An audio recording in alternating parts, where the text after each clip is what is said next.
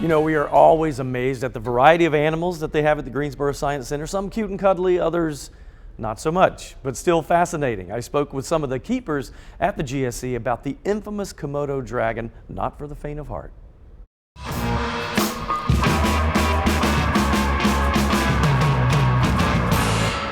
That basically is a dinosaur. So Audrey, when I look at this guy, first of all, I'm afraid.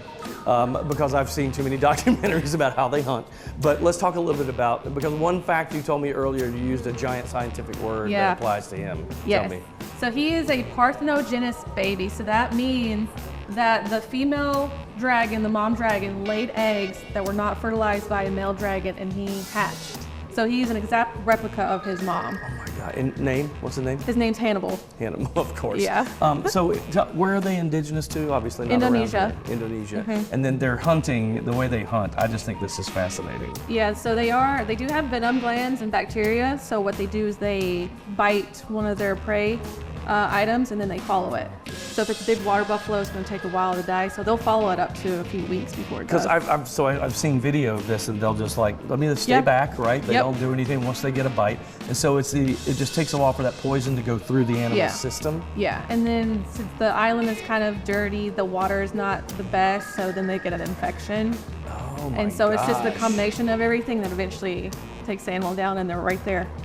God, it's like a death through sickness, Yes, and then they do that. Yeah. As far as now in this habitat, how do you keep them going? So this is a clean habitat. He does still have bacteria, but it's not going to be as crazy as what it is in the wild. And they do still have venom glands, so we do watch out with that. We don't actually go in with him. We do have protected contact.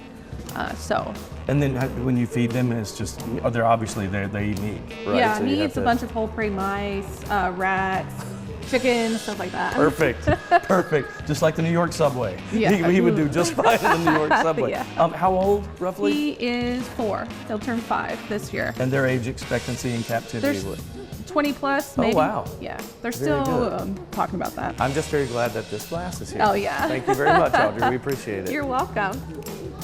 By the way, I've seen him lots of times. That was the most active that day that we've ever seen him. He was all over the place walking around. But it's they usually sleep or something, right? Yeah, they always kind of lie there, usually with the heat lamp, sun, whatever. But no, he was all active everywhere. But it's always the way they hunt that freaks me out. Because I saw a documentary on it once. They bite the prey, and they have all this bacteria in their mouth. So they bite the prey, and then they'll back off, and the prey thinks they're scot-free, and they just track it and stay with it. And after about 3 or 4 days, the prey will die. I'm ashamed bacteria. to say that those types of things interest me in some sort of way. But it's creepy. It's very scary, it's very nasty, it's all those, but it's just cool. Interesting how they go about and they just eating wait and getting, wait until it dies and then eats it. Like it's crazy. It's like snakes. Do you ever think that the prey are aware of what is kind of going on? I don't think so. They probably think they escaped, not knowing they're being poisoned. So. Yeah. I know. All Take a break.